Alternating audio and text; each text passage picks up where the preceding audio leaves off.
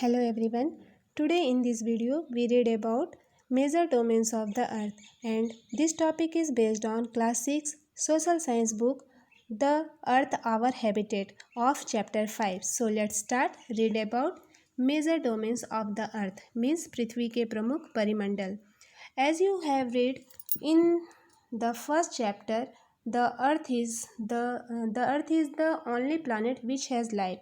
Human beings can live here because the sustaining elements of land, water and air are present on the earth.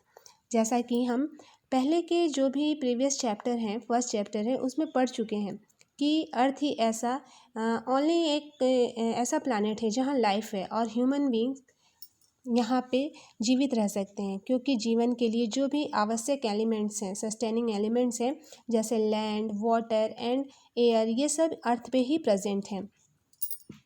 The surface of the earth is a complex zone in which three main components of the environment meet, overlap and interact. The solid portion of the earth on which we live is called the lithosphere.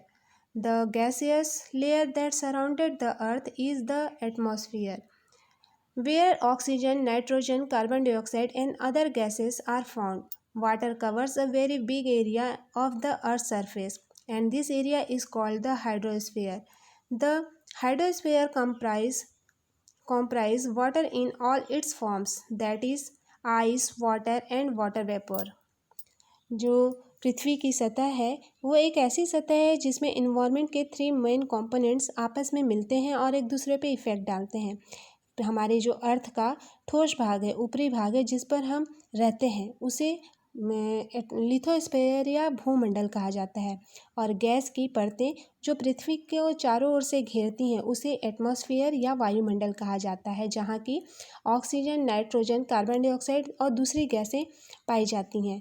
पृथ्वी का जो बहुत बड़ा भाग पृथ्वी के बहुत बड़े भाग में वाटर पाया जाता है, जिसे हाइड्रोस्फीयर कहा जाता है. और ये जो हाइड्रोस्फीयर है, यहाँ जल की सभी अवस्थाएं जैसे आइस, वाटर और वाटर वेपर ये भी सम्मिलित हैं.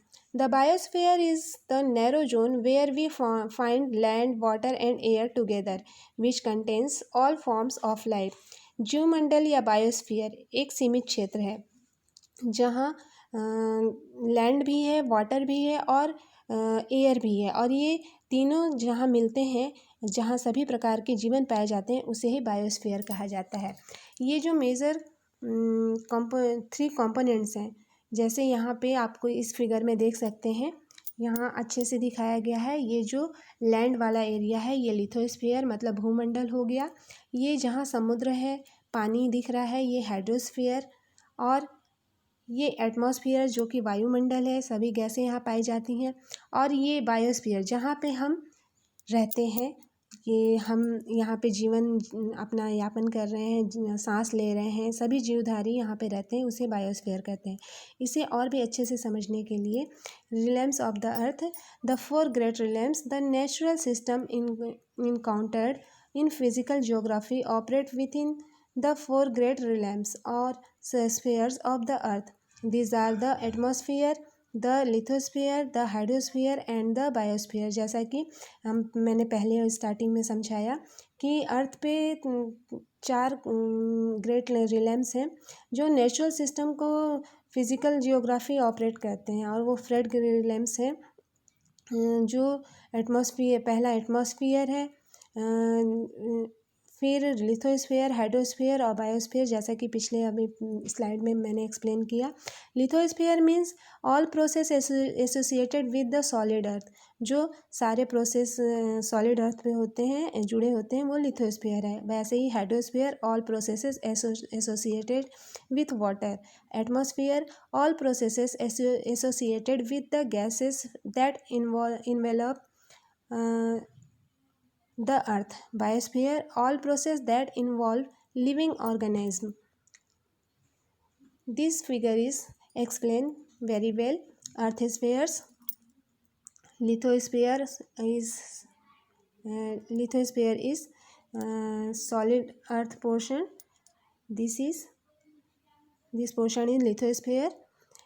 Here, atmosphere, the gases that surrounded the earth, its air, and hydrosphere, all water found on under and over the surface of earth, and biosphere, all life on earth.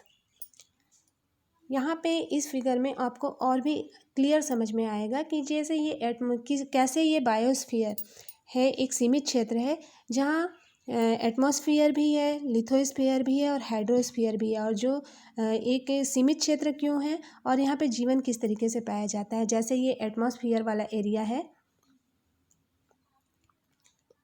ये atmosphere है और ये lithosphere है और ये hydrosphere, ये इन तीनों का ये जो बीच का एरिया है ये बायोस्फीयर। मतलब बायोस्फीयर मीन्स यहाँ पे आपको एटमॉस्फेयर का भी इफेक्ट है, हाइड्रोस्फीयर भी है और लिथोस्फीयर भी है। मीन्स ये जो तीनों चीज़ें जहाँ पे मिल रही हैं वो बायोस्फीयर है, जिसे अर्थ कहते हैं और जहाँ पे हम सभी जीवधारी रहते हैं।